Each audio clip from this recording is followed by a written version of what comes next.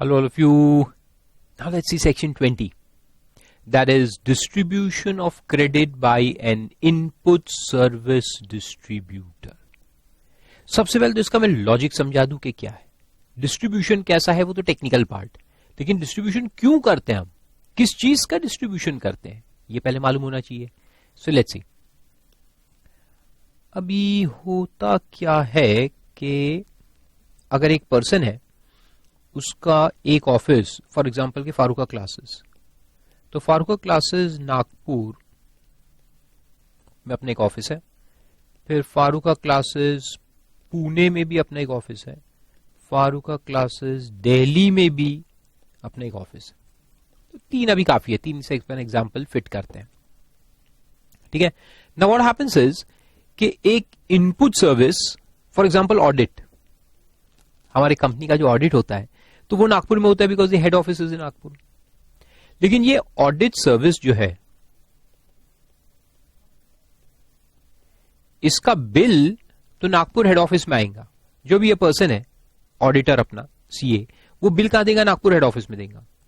इस बिल में जीएसटी लगाकर देगा, which can be CGST plus SGST. अगर ऑडिटर अपना यही का है तो सीजीएसटी एसजीएसटी लगा के देगा, वरना आईजीएसटी भी लग के आ सकता है, और एसजी की जगह यूटी भी हो सकता है, स्टेट या यूटी इधर और रहता है. नाउ द पॉइंट इज कि ये बिल तो इधर आ गया है, लेकिन ये जो सर्विस है, ये सर्विस का बेनिफिट या तो सिर्फ नागपुर ऑफिस का हो सकता है या तीनों ऑफिस का हो सकता है. यानी सर्विस का जो यूज है, जो यूटिलाइजेशन है, वो हो सकता है कि तीनों ऑफिस में हुआ हो, लेकिन बिल एक ऑफिस में आया है. तो ये बिल जो आया है, इसका क्रेडिट क्या सिर्फ नागपुर लेगा कि तीनों को मिलेगा? तो सवाल आता है ना, तीनों को मिलेगा. तो वो तीनों में इस चीज का यानी जीएसटी का क्रेडिट डिस्ट्रीब्यूट कैसे करना है? तो डिस्ट्रीब्यूट करना पड़ेगा ना, क्योंकि बिल तो यहां आ गया है. So what will happen that this office will be registered as an input service distributor. इसको आईएसडी बोलेंगे, इनपुट सर्विस डिस्ट्रीब्यूटर. और ये टोटल अमाउंट जो इधर आया है जीएसटी का, वो क्या करेगा कि एक इनवॉइस बनाकर इन दोनों में डिस्ट्रीब्यूट करेगा. तो इसका प्रोपोर्शन क्या होता है डिस्ट्रीब्यूशन का, कितना किसको डिस्ट्रीब्यूट होता है, एक पॉइंट अपन पढ़ेंगे कि टोटल अमाउंट है मान लो कि 12,000 रुपए, तो 12,000 रुपए में से ये कितना लेगा, ये कितना लेगा, ये कितना लेगा. यानी how the distribution will be done monetary wise यानी मनी वाइज. तो वो एक पॉइंट देखेंगे, यानी कि कितना डिस्ट्रीब्यूट करना है, मॉनिटरी डिस्ट्रीब्यूशन, मॉनिटरी अमाउंट कितना कहां जाएगा. और दूसरी बात अपने को ये देखने की है कि ये जब डिस्ट्रीब्यूशन होगा तो ये सीजीएसटी है, मान लो इधर से तो बिल में सीजीएसटी लग के आए, लेकिन जब ये इसको और इसको डिस्ट्रीब्यूट करेगा तो क्या उसको सीजीएसटी के नाम से डिस्ट्रीब्यूट करेंगे या कोई और नाम से करेंगे? तो वो भी एक सेकेंड पॉइंट अपने को स्टडी करना है. तो एक मॉनेटरी डिस्ट्रीब्यूशन परसेंटेज वाइज कितना किसको जाएगा, और दूसरा नेचर ऑफ टैक्स. डिस्ट्रीब्यूशन के वक्त उसका नेचर क्या रहेगा, राइट? तो ये दो चीज अपने को इसमें स्टडी करने का है. तो लॉजिक समझ में आया पीछे कि सर्विसेज आती है, कभी हो सकता है कि सर्विस का बिल यहां आ गया है, लेकिन ये सर्विस का टोटल यूटिलाइजेशन पूना में हुआ है, दिल्ली में हुआ है, नागपुर में हुआ ही नहीं है, किसी एक पर्टिकुलर यूनिट में हुआ है. तो फिर तो ठीक है, ये अपना पूरा आपका पूरा क्रेडिट इसको डिस्ट्रीब्यूट कर देगा या इसको कर देगा. इसी केस में भी एक होता है स्पेसिफिक यूटिलाइजेशन, एक होता है जनरल यूटिलाइजेशन. तो जनरल यूटिलाइजेशन के केस में सब में डिस्ट्रीब्यूट होगा. तो किस प्रोपोर्शन में होगा तो बता देता हूं, चलो शुरुआत में ही, फिर अपन पढ़ेंगे तो बहुत इजी हो जाएगा आपके लिए. पिछले साल के टर्नओवर के प्रोपोर्शन में, यानी तीनों यूनिट्स का लास्ट ईयर का टर्नओवर कितना रहा है अपने अपने स्टेट्स में, उसके ऊपर डिस्ट्रीब्यूशन करना है, उसके रेशियो में डिस्ट्रीब्यूट करना है क्रेडिट को. और मान लो अगर कोई यूनिट पिछले साल था ही नहीं, इस साल है, जब ये बिल आया, जब ये सर्विसेज यूज हुई तब है, लेकिन पिछले साल नहीं था, तो पिछले साल उसका टर्नओवर नहीं मिलेगा. तो फिर लास्ट क्वार्टर, जो भी मंथ का जिस मंथ में डिस्ट्रीब्यूट करना है, उस मंथ के पहले का जो क्वार्टर है कंप्लीट, एक क्वार्टर कंप्लीट हुआ होगा, उसके रेशियो को लेकर करने का है, उसके टर्नओवर के रेशियो के बेसिस पे डिस्ट्रीब्यूशन करने का. तो ऐसा है, तो वो अपन करेंगे मॉनिटरी में, बताऊंगा आपको। और इसमें और एक पॉइंट मुझे याद आ रहा है, बहुत समय पहले अपन एक डिस्कशन कर रहे थे कि अगर ये जो पर्सन है ऑडिट सर्विस यहां से यहां लिया, तो ये अगर सर्विस रिसीवर दिल्ली ऑफिस है, यहां पे उसने कोई प्रोग्राम किया, कुछ तो भी किया है, मान लो कि महाराष्ट्र में, और उसका क्रेडिट सीधा इसको लेना है, एफएचसी दिल्ली को लेना है, तो वो ले नहीं सकता ना, क्योंकि अगर ये यहाँ सीजीएसटी एसजीएसटी लगा देगा महाराष्ट्र का, तो उसका क्रेडिट ये नहीं ले सकता। तो फिर मैंने कहा था ना कि जो नागपुर ऑफिस होती है, या नागपुर ऑफिस भी नहीं है मान लो, तो भी ये पर्सन एक नागपुर में ऑफिस सेटअप करेगा और उसको आईएसडी का रजिस्ट्रेशन लेगा, इनपुट सर्विस डिस्ट्रीब्यूटर। फिर ये बिल जो है ये यहां पे लेगा आईएसडी में, और फिर आईएसडी जो है वो उसको कन्वर्ट करके यहां पे डिस्ट्रीब्यूट कर सकता है, और फिर दिल्ली में जाकर के अपन उसका क्रेडिट लेंगे। तो वहां पर भी ये आईएसडी का यूज होता है। मैं फिर से समझा देता हूं, शायद कुछ लोगों को समझ में नहीं आया होगा। ये एक पर्सन है एफएचसी दिल्ली, इसने एक सर्विस ली in Karnataka, service in Karnataka. अब ये सर्विस इन कर्नाटका है, तो ये जो पर्सन है सर्विस देने वाला, उसने कर्नाटका का लगा दिया सीजीएसटी और एसजीएसटी, क्योंकि सर्विस तो लोकल है, सर्विस का जो प्लेस है, प्लेस ऑफ सर्विस वो यहीं पर है कर्नाटका में, तो उसने लोकल लगा दिया सीजीएसटी एसजीएसटी। लेकिन ये बिल अगर इसको मिलेगा दिल्ली में, तो दिल्ली में क्रेडिट ले पाएगा क्या इस चीज का? नहीं, he will not be able to take credit, क्योंकि ये टैक्स तो कर्नाटका का है, तो दिल्ली में क्रेडिट नहीं मिलेगा। तो फिर इसको क्या करना पड़ता है कि ये यहां पे आके कर्नाटका में एक ऑफिस सेटअप करेगा, ऑफिस इन केटी यानी कर्नाटका। इस ऑफिस को अपन आईएसडी बोलेंगे, इनपुट सर्विस डिस्ट्रीब्यूटर।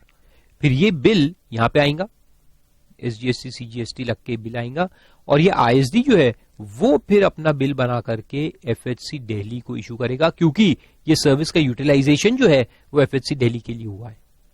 जो यूजर ऑफ सर्विस है, beneficiary of service is the Delhi office, तो वो फिर उसको डिस्ट्रीब्यूट करेंगे एज आईजीएसटी। तो उसको कन्वर्ट कर देते हैं।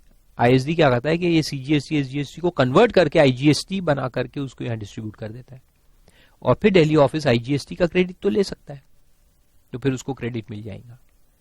तो ये भी एक आईएसडी का यूटिलाइजेशन है। तो एक तो आईएसडी नॉर्मल है कि अगर अपने 50 ऑफिसेज है हर जगह पे जहां पे सर्विसेज आती है जो वहां यूज नहीं होती और कहीं की सर्विस वहां पे, तो वो तो आईएसडी बन ही सकता है। और आईएसडी अपन खास बना भी सकते हैं just for the purpose of collection of the credit. तो अपना दिल्ली ऑफिस ही है मेन बिजनेस, कर्नाटका में अपना कोई ऑफिस नहीं था, लेकिन हम बनाएंगे, क्यों खड़ा करेंगे ऑफिस? ताकि ये क्रेडिट हम वहां पे ट्रांसफर कर सके। तो जहां भी ये प्रॉब्लम आपको फेस होगा लाइफ में, यानी इंडिया में, कि कोई दूसरे स्टेट से अपने को कोई सर्विस आ रही है लेकिन वो वहां का लोकल टैक्स लग के आ रहा है, तो अपने को क्रेडिट नहीं मिलेगा ना। तो you have to go and set up an office there and then you are entitled to take the credit.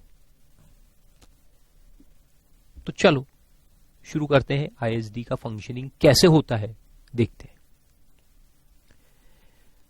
तो देखो सेक्शन 20 है, manner of distribution of credit by input service distributor. सबसे पहले लिखा है कि input service distributor shall distribute the credit of central tax as central tax और integrated tax and integrated tax as integrated tax और central by way of issue of a document containing the amount of input tax credit being distributed in such manner as may be prescribed। अब यहां पे आप confuse मत हो, ये अपन rule जब पढ़ेंगे ना, क्योंकि as may be prescribed लिखा है तो रूल में क्लियरली दिया है कि कैसे करना है। तो यहां बोल रहा है कि सेंट्रल को आप एज ए सेंट्रल और आईजी भी कर सकते हो, या आईजी को सेंट्रल या आईजी कर सकते हो, लेकिन यहां से कुछ समझ में नहीं आएगा, ये इसको रहने दो आप। ये जब रूल में चलेंगे अपन तो और डिटेल में आपको समझ में आएगा। Then the input service distributor may distribute the credit subject to following conditions. ये काम क्या है? First, the credit can be distributed to recipients of credit against a document containing such details as may be prescribed. तो ये अपन देखेंगे document का नाम क्या है, रूल्स में अपन देखेंगे। एक डॉक्यूमेंट यानी एक बिल बनाकर इशू करना पड़ता है, इनवॉइस।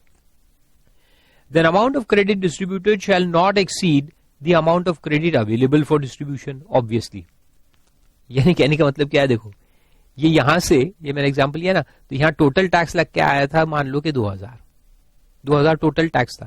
तो अपन ऐसा थोड़ी करेंगे कि 2000 इसको भी दे देंगे, 2000 उसको भी दे देंगे, 2000 का अपन भी ले लेंगे. ऐसा होता ही क्या? नहीं. तो टोटल डिस्ट्रीब्यूशन जो आप करोगे 1, 2, 3 के अंदर या 2 के अंदर जैसे भी, तो 2000 से ज्यादा नहीं होना चाहिए. Obviously that is quite obvious point. Then third point, the credit of tax paid on input services attributable to recipient of credit shall be distributed only to that recipient. देखो ये इंपॉर्टेंट पॉइंट्स है सारे, कि input service अगर attributable to recipient of credit है, यानी एक ही, जैसे मैंने कहा दिल्ली ऑफिस के लिए एक सर्विस हमने ली थी, सर्विस का बिल नागपुर में आया, लेकिन जो उसका बेनिफिशियरी है, जो सर्विस का यूटिलाइजेशन है, वो सिर्फ दिल्ली में हुआ है, तो अपने को सिर्फ उसको एलोकेट करने का है. यानी ऐसा हम नहीं कर सकते कि बेनिफिशियरी ऑफ सर्विस कोई और ऑफिस है और क्रेडिट किसी और ऑफिस को डिस्ट्रीब्यूट कर दिया. ये नहीं हो सकता. That can not happen. जो उसका बेनिफिशियरी है, जहां पे सर्विस का यूटिलाइजेशन हुआ है, वहीं पर डिस्ट्रीब्यूट होना चाहिए. अगर 2-3 में हुआ है तो 2-3 में अपोर्शन करेंगे, 1 में हुआ है तो 1 को देंगे, दूसरे किसी को नहीं देंगे. Then the credit of tax paid on input services attributable to more than one recipient. अब देखो more than one recipient अगर है सर्विस के, यानी सर्विस का यूज 2-3 ऑफिस में हो, हमारे टोटल 10 ऑफिस है, उसमें 3 ऑफिस में सर्विस का यूज हुआ है, तो फिर अपन उन तीनों को करेंगे. किस प्रोपोर्शन में? उनके टर्नओवर के प्रोपोर्शन में. किस समय का टर्नओवर? लास्ट ईयर का टर्नओवर. तो वो लिखा है देखो, the credit of tax paid on input services attributable to more than one recipient of credit shall be distributed among such recipients to whom the input service is attributable, यानी जहां उसका use हुआ है. attributable का मतलब जहां service का use हुआ है. and such distribution shall be pro rata on the basis of turnover in a state or turnover in union territory of such recipient during the relevant period. अब ये relevant period का definition नीचे में दिया है, last year, last financial year, to the aggregate of the turnover of all such recipients to whom such input service is attributable. सबका turnover denominator में आएगा, तीनों का टोटल मिला के डिनोमिनेटर में आएगा, और न्यूमिनेटर में एक एक का आएगा, तो अपने को प्रोपोर्शन मिल जाएगा. ठीक है. और आखिरी में लिखा है the credit of tax paid on input service attributable to all recipients of credit. अगर सभी रेसिपिएंट है, ऐसी सर्विस है जो सबको मिली है, ऑल आर ब्रांचेस, 10 ब्रांचेस है, सबको मिली है, तो फिर 10 में करेंगे. सिंपल. डी और ई को अलग बनाने की कोई मतलब नहीं था, लेकिन ठीक है, गवर्नमेंट ने लिखा है तो लिखा है. अब चलो, तो यहां मोर देन वन बोला है और यहां ऑल बोला है, बस इतना डिफरेंस है, बाकी सब same. shall be distributed among such recipients and such distribution shall be pro rata on the base of turnover in a state or union territory of such recipient during the relevant period to the aggregate of the turnover of all the recipients and which are operational in the current year during the relevant period. Simple. जो operational है उन सब में distribute कर दो. और फिर explanation में बोला है कि रेलेवेंट पीरियड का मतलब क्या है, तो देखो, if the recipients of credit have turnover in their state or union territories in the financial year preceding the year during which credit is to be distributed, the said financial year, यानी कि last financial year, पिछला साल का turnover अपने को लेना है. जैसे करंट ईयर में मई के महीने में डिस्ट्रीब्यूशन करना है, तो अपन लास्ट ईयर का टर्नओवर देखेंगे. जून में करना है तो भी लास्ट ईयर का देखेंगे. अगस्त में करना है, यानी करंट ईयर के 12 महीने है, उसमें कोई भी मंथ का डिस्ट्रीब्यूशन है, तो अपने को टर्नओवर कौन सा देखना है, पिछले साल का, लास्ट फाइनेंशियल ईयर के प्रोराटा बेसिस पे डिस्ट्रीब्यूशन करेंगे. और अगर पिछले साल में कोई एक आध यूनिट एग्जिस्टेंस में ही नहीं था, जो इस साल में है डिस्ट्रीब्यूट करना है, लेकिन वो लास्ट ईयर में था ही नहीं, तो उसका टर्नओवर नहीं मिलेगा ना, या कोई भी नहीं था, तो फिर क्या करेंगे. देखो, तो लिखा है if some or all the recipients of credit do not have any turnover in the last year, देखो year preceding the year, then the last quarter for which the details of such turnover of all the recipients are available previous to the month during which the credit is to be distributed. तो एक quarter का फिर अपन लेंगे। और मान लो कि अब देखो इसमें सारे यूनिट्स ही अपने अप्रैल मंथ में ही एस्टैब्लिश हुए, अप्रैल में ही सब खड़े हुए, तो अप्रैल मंथ का डिस्ट्रीब्यूशन कैसे करेंगे? इसके पहले ना तो साल है ना क्वार्टर है, यानी कि डिस्ट्रीब्यूशन नहीं होगा। यानी एक क्वार्टर कम से कम कंप्लीट होना पड़ेगा। अप्रैल में जून कंप्लीट होगा, 1 क्वार्टर कंप्लीट हो गया, तो आपके पास फिर इसके टर्नओवर के बेस आ गया।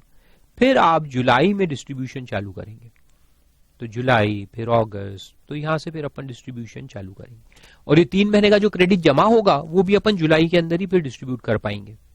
तो जमा करते जाओ credit, but distribution will start from July.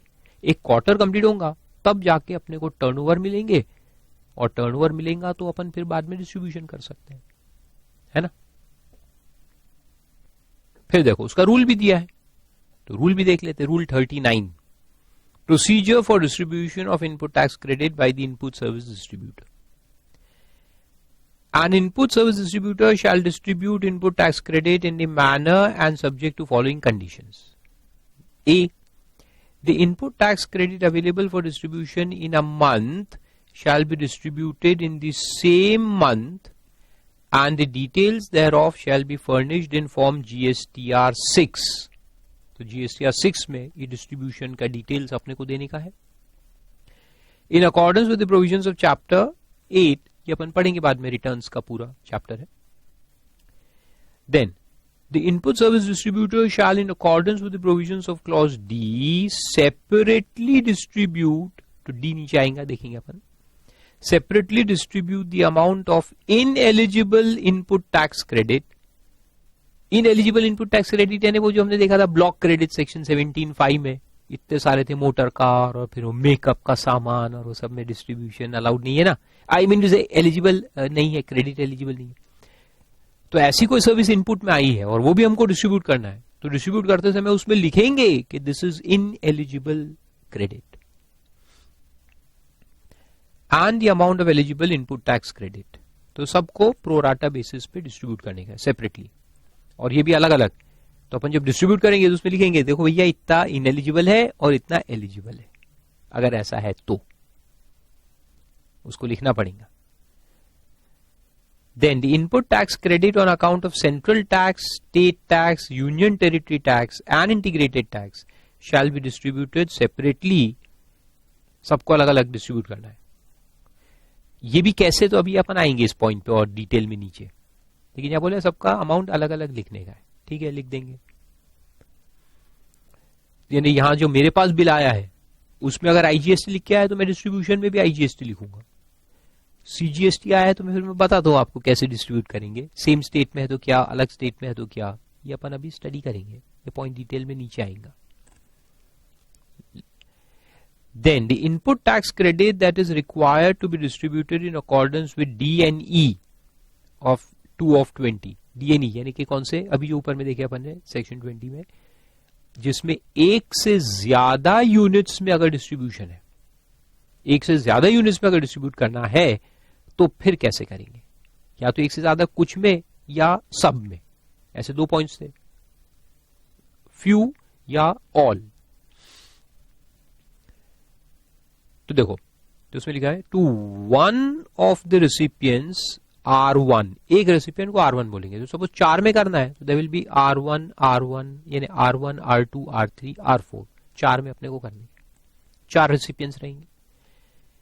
Weather registered और नॉट, रजिस्टर हो या ना हो, अगर वहां सर्विस का यूज है तो डिस्ट्रीब्यूट तो करना पड़ेगा। अपन चालाकी नहीं कर सकते कि हमारे 5 यूनिट्स है, 5 यूनिट में से 2 तो एग्जेम्प्ट है, 2 रजिस्टर्ड भी नहीं है, एक ही रजिस्टर्ड है जो टैक्स पे करता है, लेकिन जो सर्विस आई है, जो इनपुट सर्विस आई है वो सब में यूज हुई है। तो अपन ऐसा नहीं कर सकते कि पूरा क्रेडिट उस एक को दे दे जो टैक्सेबल है, ऐसा अलाउड नहीं है।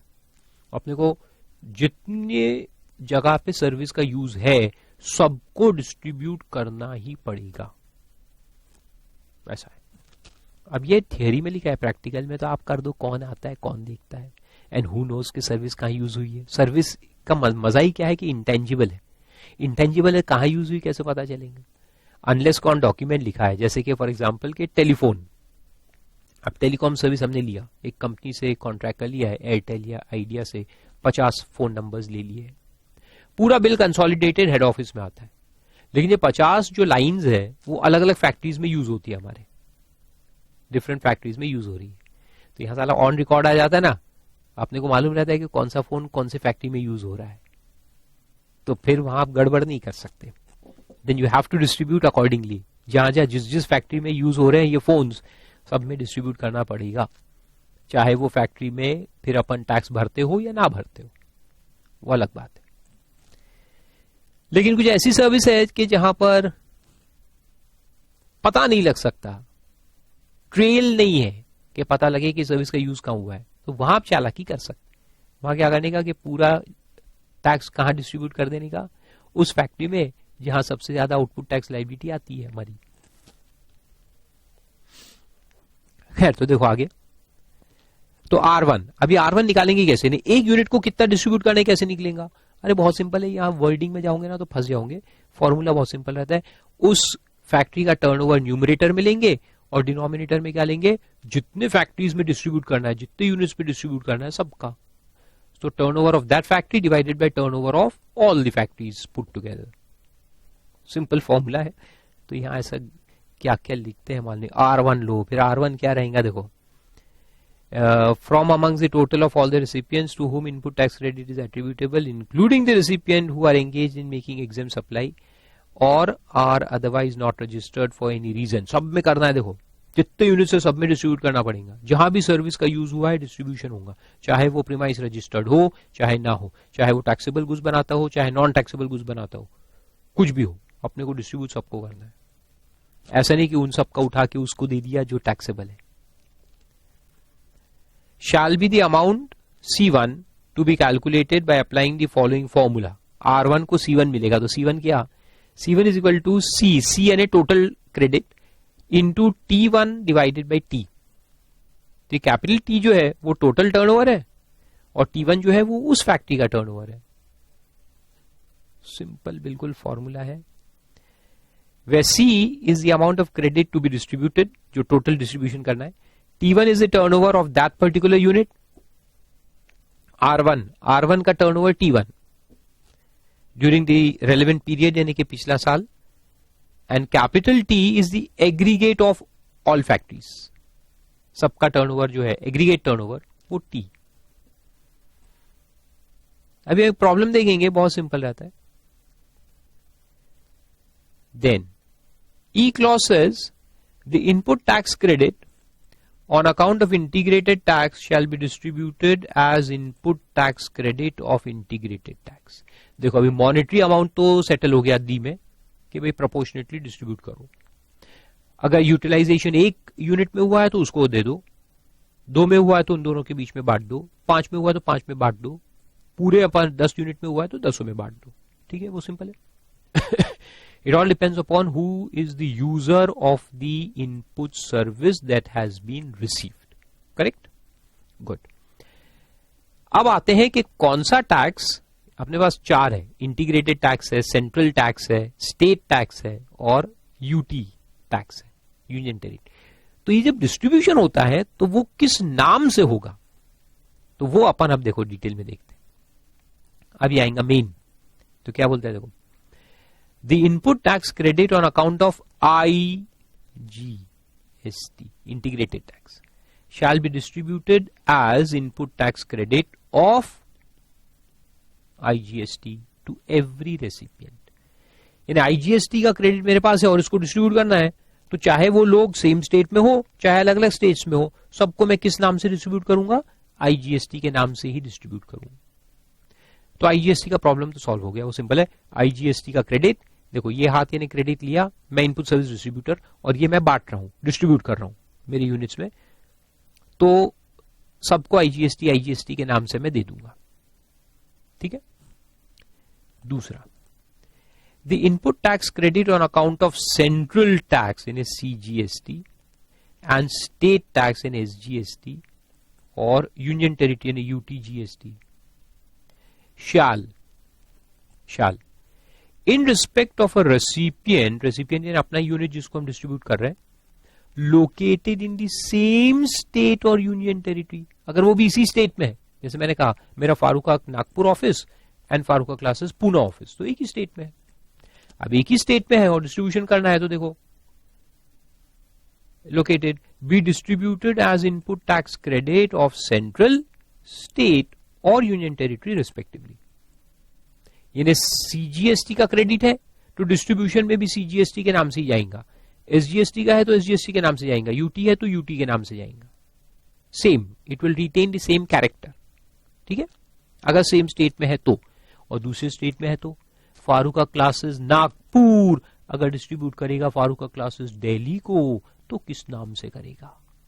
तो देखो second point, in respect of recipient located in a state or union territory other than that of ISD, be distributed as integrated tax, उसको IGST के नाम से डिस्ट्रीब्यूट करना पड़ेगा।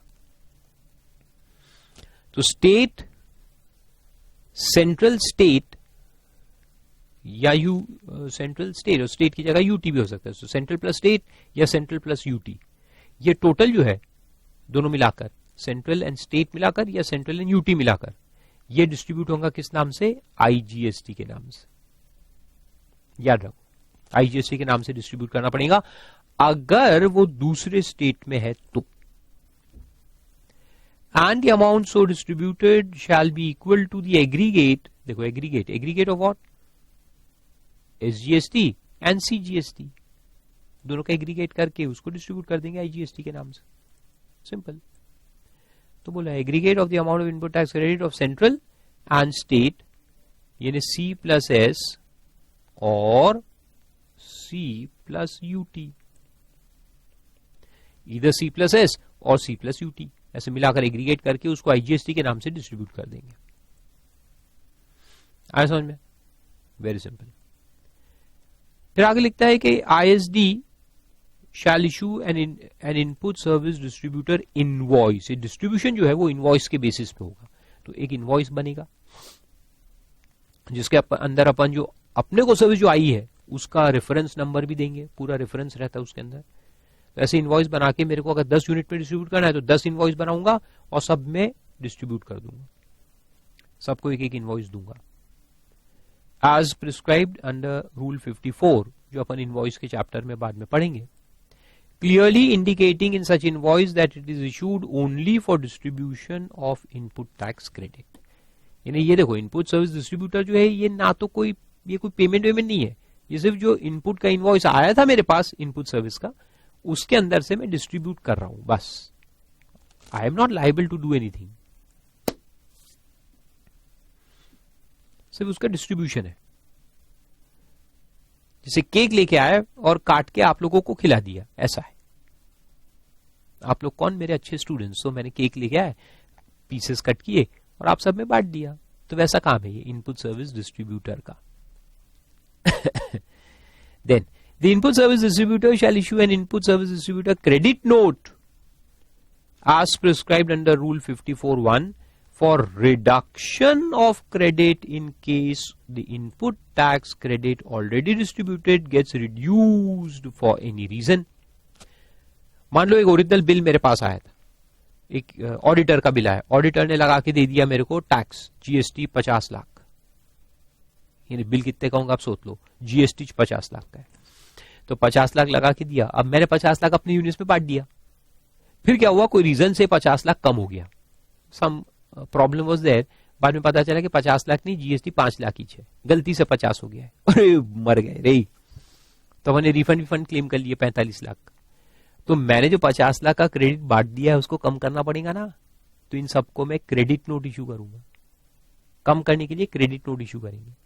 ठीक है भैया कम करो, तो क्रेडिट नोट इशू करेंगे सभी यूनिट्स को उसी प्रोपोर्शन में जिस प्रोपोर्शन में हमने टैक्स को बांटा था। याद रखो प्रोपोर्शन वही रहेगा, जिस प्रोपोर्शन में क्रेडिट बांटा उसी प्रोपोर्शन में क्रेडिट नोट भी देंगे। फिर आई में लिखता है कि additional amount of input tax credit on account of issuance of a debit note to an input service distributor by the supplier shall be distributed in the manner and subject to conditions of A to F and the amount attributable to any recipient shall be calculated in the same manner. तो वो भी proportion same रहेगा। अभी उल्टा, auditor ने मेरे को bill दिया, ऑडिटर ने बिल दिया, उसमें लगाई जीएसटी 3 लाख। अब मेरे को 3 लाख आया, मैंने 3 लाख बांट दिया सब में। फिर उसने डेबिट नोट इशू किया, बोलते साला गलत हो गया था, 3 लाख नहीं, जीएसटी इज 7 लाख। तो 4 लाख एडिशनल डेबिट नोट दिया मेरे को। अब ये 4 लाख का डेबिट नोट मेरे पास आया, मैंने तो उसको 4 लाख रुपए दे दिए। अब ये 4 लाख मैं अपने यूनिट्स में क्रेडिट बांटूंगा ना, तो कैसे बांटूंगा? By issuing debit notes. तो मेरे पूरे जो यूनिट्स है उनको डेबिट नोट्स इशू करूंगा, और ये 4 लाख जो एडिशनल अमाउंट आया है उसको डिस्ट्रीब्यूट करूंगा सेम प्रोपोर्शन में जिसमें ओरिजिनल 3 लाख को डिस्ट्रीब्यूट किया था। याद रखो, प्रोपोर्शन विल रिमेन सेम। तो टैक्स कम हो गया तो क्रेडिट नोट दो, टैक्स बढ़ गया तो डेबिट नोट दो, सिंपल।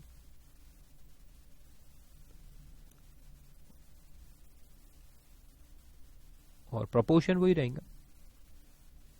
तो फिर वाली क्या है, provided in clause D and such credit shall be distributed in the month in which the debit note is included in GSTR 6।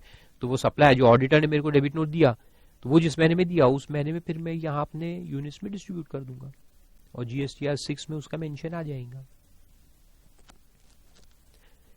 ये सब रिटर्न्स के फॉर्म्स है, जीएसटीआर 1, 2, 3, 4, 5, 6, ये सब अभी छोड़ दो आप, नाम सिर्फ याद रखो। जब हम जाएंगे रिटर्न के चैप्टर में तो सब डिटेल्स में देखेंगे। Then input tax credit required to be reduced on account of issuance of credit note to an ISD to the ISD by the supplier shall be apportion to each of the recipient in the same ratio. तो मैंने बोला ही same ratio में जाएगा in which the input tax credit contained in the original invoice was distributed, and the amounts of apportion shall be reduced from the amount to be distributed in the month in which the credit note is included in GSTR 6।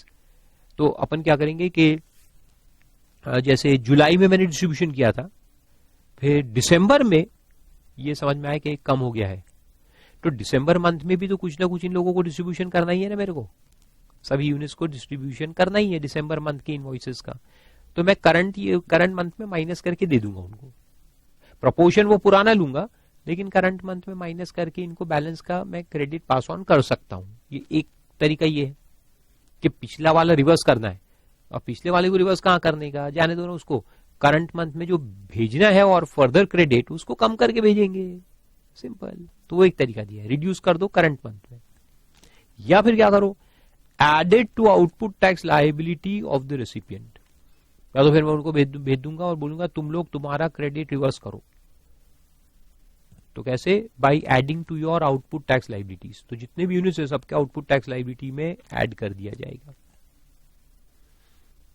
2 option है, दोनों में से कोई भी एक काम कर सकते हो। या तो आने वाले समय के डिस्ट्रीब्यूशन से माइनस कर दो, या उनको बोलो कि तुम लोगों ने यूज कर लिया था क्रेडिट, अब सब रिवर्स करो, सब पेमेंट करो। Either or, it's one and the same। तुम्हारी क्या देखो, output tax liability of the recipient where the amounts of apportion is in the negative by virtue of the amount of credit under distribution being less than the amount to be adjusted. ये भी तो हो सकता है। अभी जो मेरे को उनको रिवर्स करना है वो ज्यादा है, और जो डिस्ट्रीब्यूट करना है वो कम है। तो नेगेटिव में जाएगा ना। तो नेगेटिव में कैसे जाएंगे? तो फिर अपन बोलेंगे उनको, भैया तुम लोग रिवर्स करो, मेरे पास तो कुछ देने के लिए है नहीं, तुम लोग रिवर्स करो।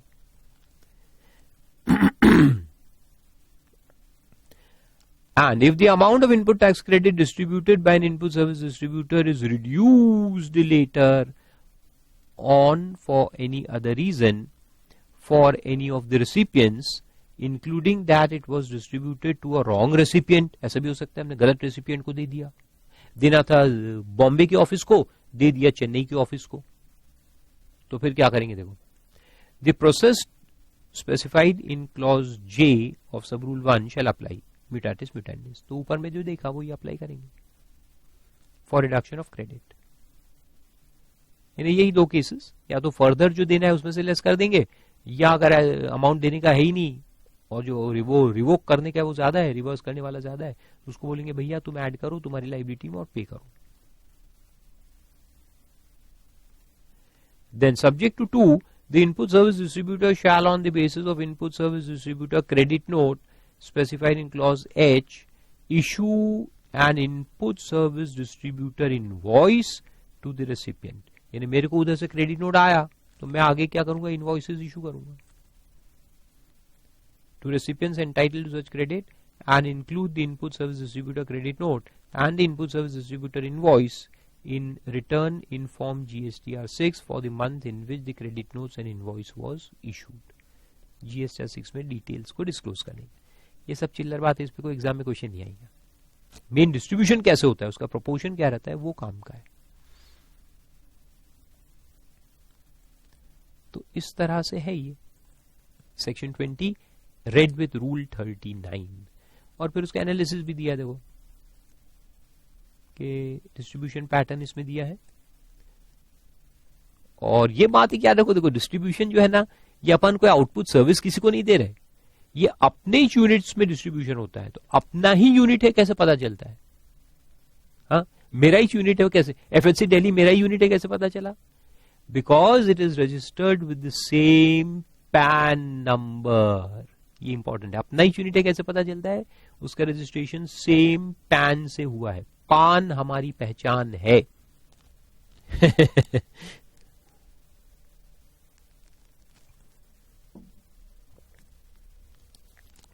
पान हमारी पहचान है.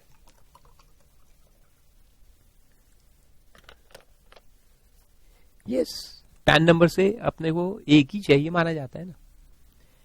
तो देखो उसमें लिखा है, this section sets forth the way or the input tax credit of services is. ये इनपुट्स गुड्स पे नहीं लगता, रॉ मटेरियल में ये रूल लगता ही नहीं, ये सिर्फ सर्विसेज के लिए.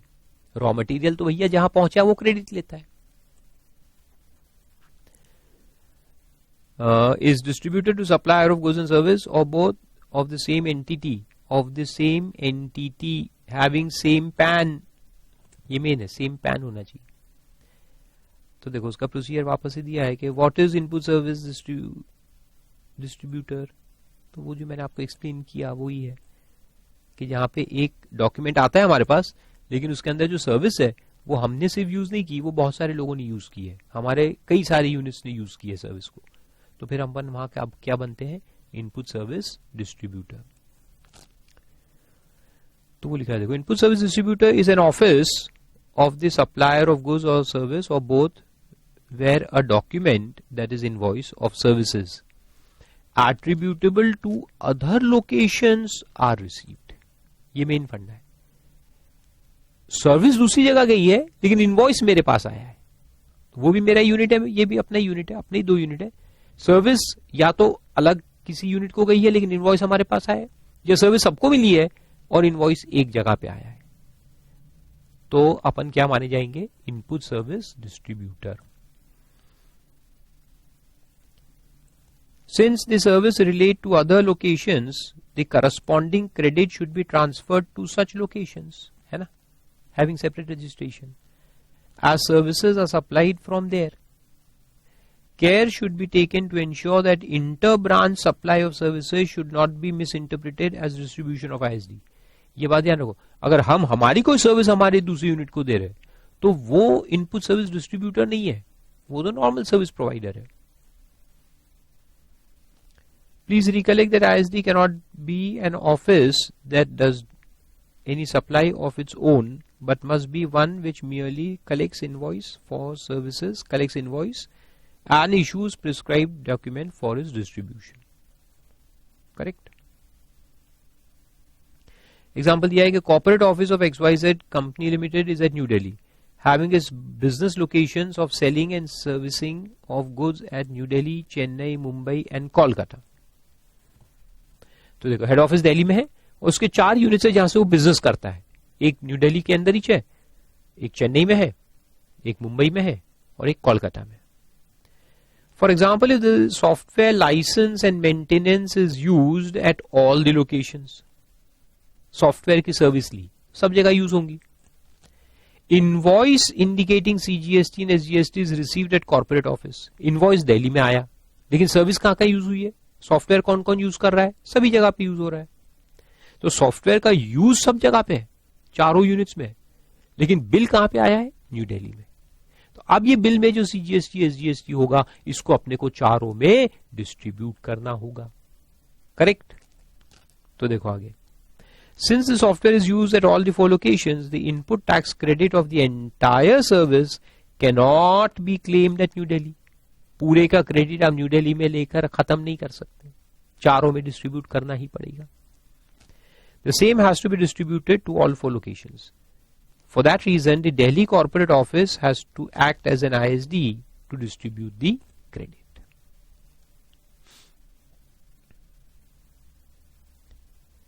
फिर एनालिसिस ऑफ रूल 39 दिया है, वही है सिंपल वापस से, बस में एग्जांपल्स के साथ इलस्ट्रेशन है तो वो अपन देखते हैं। तो देखो illustration, योको infotech limited has its head office in Mumbai, for which it additionally has an ISD registration. तो जैसे फारूका क्लासेस मैंने बताया, फारूका क्लासेस नागपुर, अपन लोगों को सर्विस देते हैं, आप लोगों को सर्विस देते हैं, जीएसटी कलेक्ट करते हैं, हम इनको पे भी करते हैं, और मेरे ही क्योंकि बहुत सारे ब्रांचेस है तो मेरे को डिस्ट्रीब्यूशन भी करना रहता है क्रेडिट का, तो मेरा सेपरेट एक रजिस्ट्रेशन रहेगा एज ISD, ठीक है। तो मैं टैक्स पेयर भी हूं और ISD का रजिस्ट्रेशन भी है। अब देखो, The company has 12 units across India, 12 unit है उसके, including the head office. It receives the following invoices in the name of ISD at Mumbai for the month of January 18. ISD के नाम से ये इतने इनवॉइसेस आए हैं। अब देखो किस किस को अपन डिस्ट्रीब्यूट करेंगे और कितना कितना करेंगे। नंबर 1, लॉजिकली बहुत सिंपल रहता है, और पढ़ने बैठोगे आप जो अगले पेज पे दिया है पूरा तो काफी कंफ्यूजिंग लगता है, लेकिन पहले लॉजिक क्लियर कर लो तो बहुत सिंपल होता है। इनवॉइस ए 1 लाख का है, आईजीएसटी लगा हुआ है उसके अंदर 18,000, ठीक है। तो अभी मॉनेटरी अमाउंट पे भी ध्यान दो, किस किस को कितना देना और किस नाम से देंगे वो भी ध्यान देने का है, 2 चीज पे ध्यान रखना है। Issued by Peace Link Technologies, registered in Uttar Pradesh. Uttar Pradesh से सर्विस आई है मुंबई में, बिल आया है आईजीएसटी लग के। फॉर रिपेयर्स, अब देखो सर्विस क्या है, रिपेयर्स। कहां हुआ service? Executed in 3 units, Bangalore, Kolkata and Gurgaon. Note, Gurgaon location is not registered as it is engage in making only exempt supplies. उससे कोई फर्क नहीं पड़ता, अगर वहां सर्विस का यूज हुआ है, रिपेयर सर्विस वहां पे लगी है तो अपने को डिस्ट्रीब्यूट तो करना ही पड़ेगा। तो ये 18,000 अपन 3 यूनिट में डिस्ट्रीब्यूट करेंगे। ओके, तो पहले निकालते हैं मॉनिटरी, कितना किसको जाएगा। तो टर्नओवर चाहिए अपने को, तो नीचे देखो टर्नओवर कहीं दिया होगा, प्रॉब्लम में नीचे आओ तो देखो turnover of each of the units during the year 16-17 यानी last year is Mumbai 1 crore, Bangalore 2 crore, Kolkata 1 crore and Gurgaon 2 crore. तो ये बन गया अपना डिस्ट्रीब्यूशन का तुम्हारा ये। अच्छा ये तो 4, फिर आगे और 12 है टोटल, सॉरी ये तो 4 हुए, Mumbai 1, Bangalore 2, Kolkata 1, Gurgaon 2 and each of the other 8 units 50 lakhs। बाकी 8 यूनिट में 50 लाख का टर्नओवर है। तो 12 में अगर डिस्ट्रीब्यूट करना रहेगा ना तो ये प्रोपोर्शन फॉलो करना पड़ेगा, 1:2:1:2:2:50:50:50:50:50:50:50. टोटल मारो जरा, लिखा ही है sorry, resulting in aggregate turnover of the company in the previous year of 10 crore. Total दे दिया, तो टोटल 10 करोड़ का टर्नओवर है जिसमें इंडिविजुअली इतना इतना है। चलो अब एक एक करके अपन करते हैं। तो सबसे पहले लेते हैं ये इनवॉइस है, आईजीएसटी 18,000 का है इसके अंदर, तो 18,000 अपने को डिस्ट्रीब्यूट करना है। किन किन लोगों में करना है? अच्छा डिस्ट्रीब्यूशन कहां से होगा? मुंबई से होगा, मुंबई से होगा। यूजर कौन कौन है? बैंगलोर, कोलकाता एंड गुड़गांव।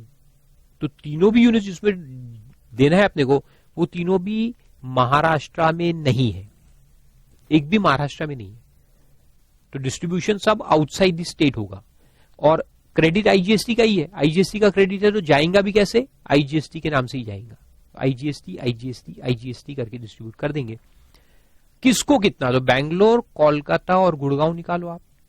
बैंगलोर का टर्नओवर कितना है? 2 करोड़, कोलकाता 1, गुड़गांव 2, तो 2, 1, 3 एंड 2, 5, तीनों का मिला के 5 करोड़ का टर्नओवर है।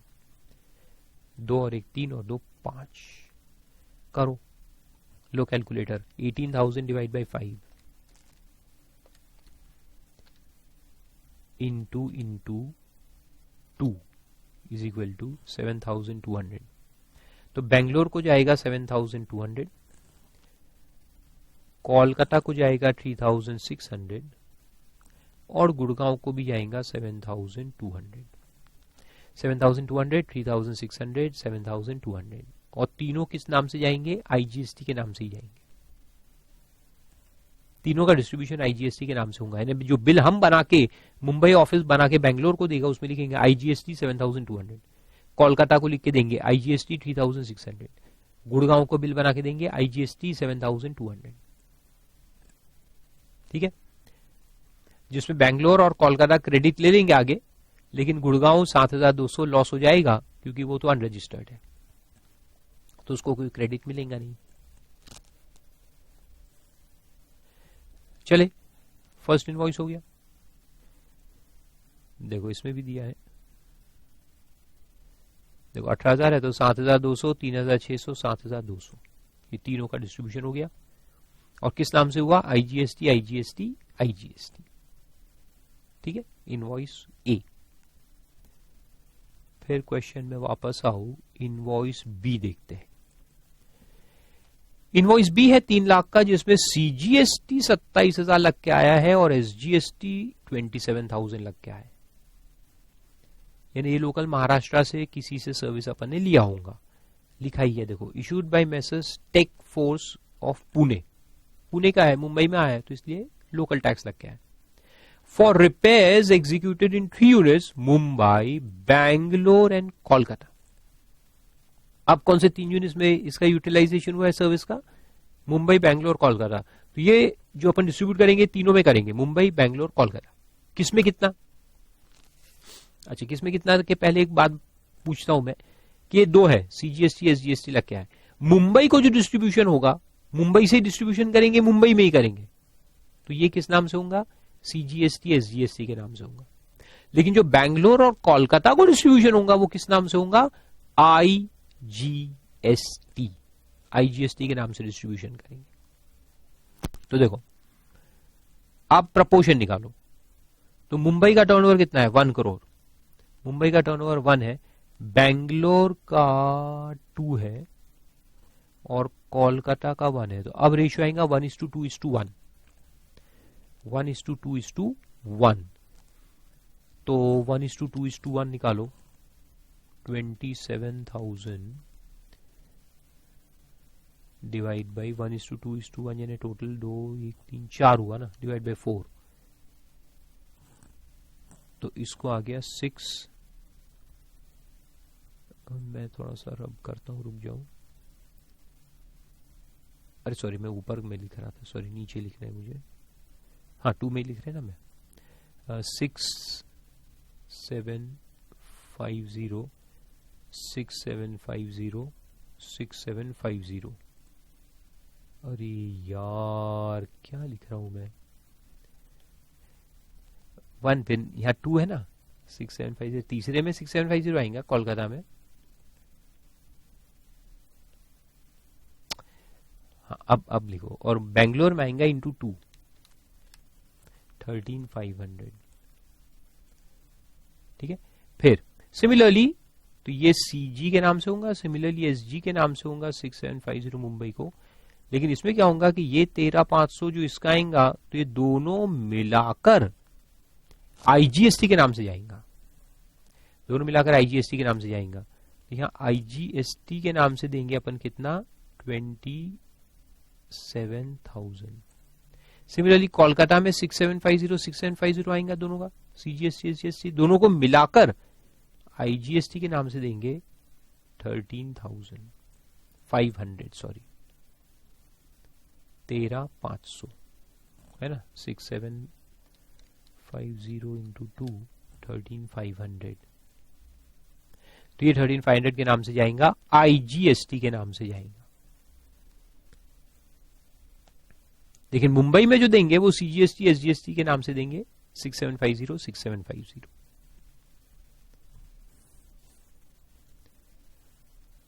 तो देखो आंसर में भी आप सेकेंड वाला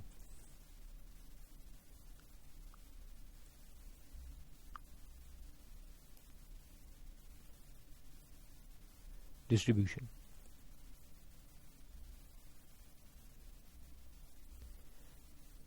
ये 13,500,667 आ गया, फिर 13,500,667 और ये पूरा आईजीएसटी के नाम से जाएगा। देखो आईजीएसटी टोटल मिला लो तो 27,000 आएगा दोनों का, और इसको भी दोनों मिला लूंगे तो 13,500 आएगा आईजीएसटी। लेकिन जो मुंबई में ही जाएगा वो 6750 सीजीएसटी के नाम से जाएगा और 6750 एसजीएसटी के नाम से जाएगा, अलग अलग। ठीक है, फिर देखो थर्ड इनवॉइस देखते हैं। इनवॉइस सी 5 लाख का है, आईजीएसटी 90,000 लग के आया है। Issued by Messrs Georgia Marketing from Bangalore for marketing services for the company as a whole. As a whole हम मर गए, इसका सब में डिस्ट्रीब्यूट करना पड़ेगा, पागल हो जाएंगे अपन। तो करो लगाओ, इसमें पूरा लगाना पड़ेगा। मुंबई 1:2:1:2:2 50:50 8 में डिस्ट्रीब्यूट होगा, ये पूरे उसमें जाएगा। और आईजीएसटी का क्रेडिट है तो सब में आईजीएसटी के नाम से ही जाएगा, सिंपल है वो, लेकिन पूरे में जाएगा। ऑल है तो पूरे में जाएगा, company as a whole. So distribution will be in all 12 units. ठीक है, तो वो कर देना। मैं नहीं करता हूं इतना बड़ा क्वेश्चन।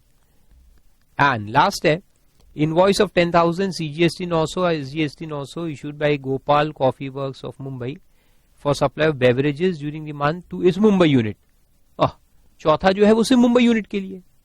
तो ये दोनों जो 900 है किसको जाएगा? सिर्फ मुंबई को ही जाएगा और किसी को नहीं जाएंगे, ओनली मुंबई। कितना सिंपल है। तो ऐसे रहता है डिस्ट्रीब्यूशन।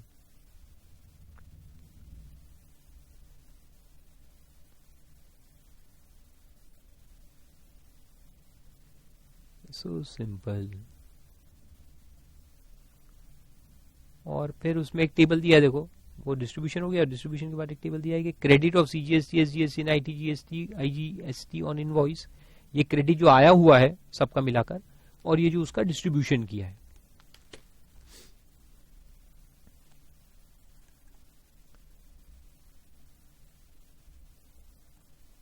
तो उसके टोटल मालूंगे तो टोटल मिल जाएंगे आप।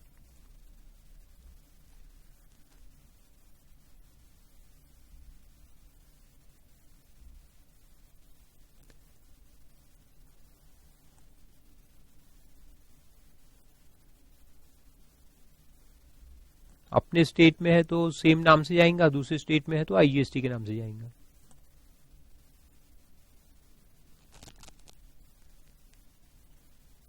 तो वो सारे सिंपल पॉइंट्स हैं, नोट्स दिए उसके, नहीं पढ़े तो भी चलेंगे। You have now understood.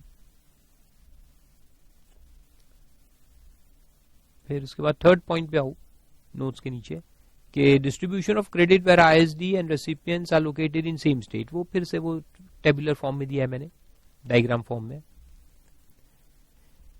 देखो सेम स्टेट में है तो distributed in the same way. Central के नाम से जाएगा, स्टेट के नाम से जाएगा, यूटी के नाम से, और आईजीएसटी के नाम से, सेम नाम से जाएगा।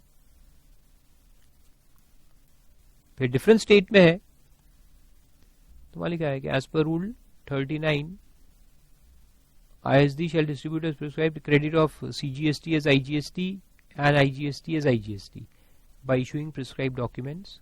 तो CGST IGST के नाम से जाएंगे, IGST के नाम से जाएगा। सिमिलरली जो स्टेट का है तो वो 5th पॉइंट में दिया है, स्टेट का जो टैक्स है वो भी IGST के नाम से जाएगा। तो वो भी वही है, देखो SGST या UTGST जो है वो IGST के नाम से डिस्ट्रीब्यूट होगा। और उसका फाइनल चार्ट लास्ट में दिया है, this is the crux. Same state में है और डिफरेंट स्टेट में है, तो पहले डिफरेंट दिया है। डिफरेंट स्टेट्स में अगर है तो सीजीएसटी जो है वो आईजीएसटी हो जाएगा, एसजीएसटी भी आईजीएसटी हो जाएगा, आईजीएसटी आईजीएसटी जाएगा। और सेम में है तो central will remain central, state will remain state, IG will remain IG and UT will remain UT.